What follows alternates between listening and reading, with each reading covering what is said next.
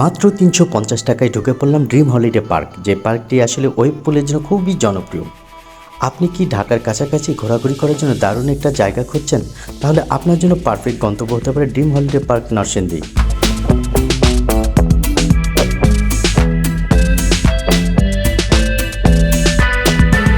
Ticket কেটে ভিতরে ঢুকতেই শুরু হয়ে যাবে অ্যাডভেঞ্চার। মনে হবে যে এ যেন এক ছোটদের হ্যাভেন। আর ছোটদের পাশাপাশি বড়দের জন্যও রয়েছে। ছোটদের জন্য রয়েছে টয় ট্রেন, বাম্পার কার, আর বড়দের জন্য রয়েছে রোলার কোস্টার, থ্রিলার রাইড।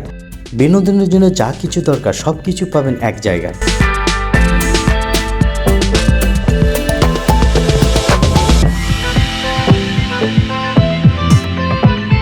এত বড় যে একটা দিন লাগবে আমার পুরো পার্ক ঘুরে দেখতে। আর যদি যেগুলো অ্যাক্টিভিটিস আছে সেগুলো যদি করতে যাই তাহলে একদিনে সম্ভব না, কারণ এখানে বাচ্চা থেকে একেবারে বয়স্ক লোকের সবারই যে বিনোদনের দরকার সব কিছু আছে এখানে, কারোটাই বাদ যায়নি।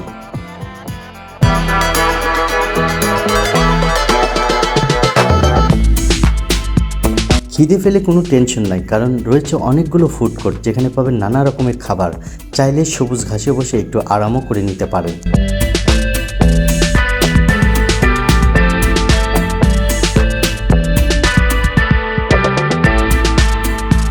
সত্যি কথা বলতে কি, এই পার্কের কিছু জিনিস আমার কাছে খুবই ভালো লেগেছে। সেটা হচ্ছে যে পার্কের এক জায়গা থেকে যখন আমি আরেকটা জায়গাতে যাচ্ছি, টোটালি ডিফারেন্স একটা সিনারি পাচ্ছি।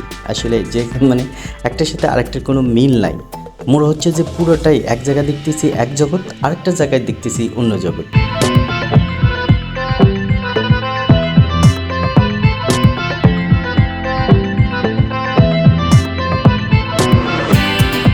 একটু আগে যে জায়গাতে ছিলাম সেখান থেকে আবার চলে আসলাম এখানে। দেখেন, এই জায়গাতে মনে হয় নদীর উপরে একটা রকেট চলতেছে, তার উপরে আবার ব্রিজ আছে।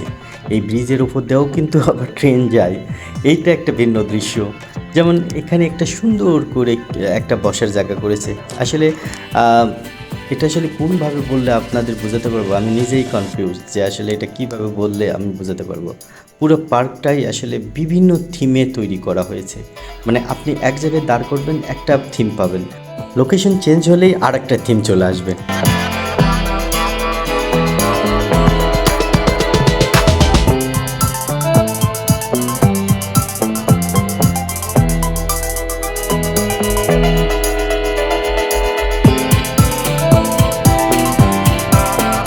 এতক্ষণ যে নদীটা দেখলেন, নদী বলতে কি এটা একটা লেক।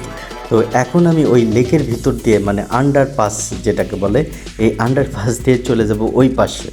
এই আন্ডারপাস কিন্তু পুরোটাই নদীর ভিতর দিয়ে করা। এখন যে ভিতর দিয়ে হাঁটতেছি এটার ভিতরে কিন্তু বাইরের সাইডে কিন্তু পানি আছে পর্যাপ্ত। তো এইটার ভিতর থেকে বের হয়ে দেখেন আবার এই লোকেশনটা দেখেন, অন্যরকম একটা সৌন্দর্য। আপনি একটু সরে গেলেই আপনার চোখে ভিন্নতা কিছু নজরে পড়বে। তো একটু পরে আমি এই ট্রেনেও চড়বো, দেখি এখানকার ফিলটা কেমন। তো ট্রেনের টিকিট কাটলাম, ট্রেনের টিকিট 100 টাকা করে পড়লো। এখানে কিন্তু বিভিন্ন ধরনের প্যাকেজ আছে, আপনি চাইলে বিভিন্ন প্যাকেজ কাস্টমাইজ করে নিতে পারেন। আমি যে 350 টাকা দিয়ে টিকিট কাটছি ওইটা শুধু পার্কে এন্ট্রি নেওয়ার জন্য।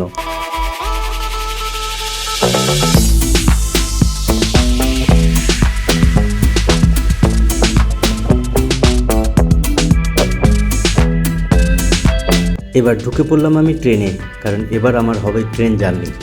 আমাদের ট্রেন চলছে। বাট একটা জিনিস আপনাদের বলি, যারা এই পার্কে ঘুরতে আসবেন অবশ্যই 100 টাকা দিয়ে এই ট্রেন রাইডটা অবশ্যই করবেন। কারণ এত উঁচু থেকে এই পার্কটাকে যে এত সুন্দর লাগে দেখতে, কি বলবো, আমার ক্যামেরাতে ওইভাবে অত সুন্দর আসতেছে না। বাট এইটা আসলে লাইভলি, আপনি যদি বাস্তবে এসে দেখেন, আমি মনে করি খুবই ভালো লাগবে। ও, এখানে কিন্তু একটা জিনিস আছে, ট্রেনের টিকিট কিন্তু 200 টাকা দিয়েও কাটতে পারেন, সেটা আপনাকে নিয়ে যাবে আবার নিয়ে আসবে। আমি কিন্তু কাটছি শুধু 100 টাকা দেয়, কারণ আমি ওই পাশে যে নিচে নামে যাব। আমি মনে করি 100 টাকার টিকিট কাটাটাই ভালো, কারণ তাহলে আর হাঁটতে হবে না। কারণ এখানে আসতে গেলে কিন্তু অনেক রাস্তা আপনার পেরিয়ে আসতে হবে, আর সেটা যদি ট্রেনে করে আসে এখানে এই এত সুন্দর দৃশ্যগুলো দেখতে পারেন, এটা আসলে আপনার জন্য হবে বেনিফিট।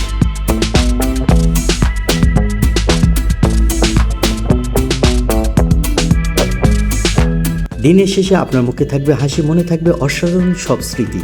পরিবার বা বন্ধুদের নিয়ে ঘুরতে গেলে ড্রিম হলিডে পার্ক হতে পারে আপনার পারফেক্ট গন্তব্য।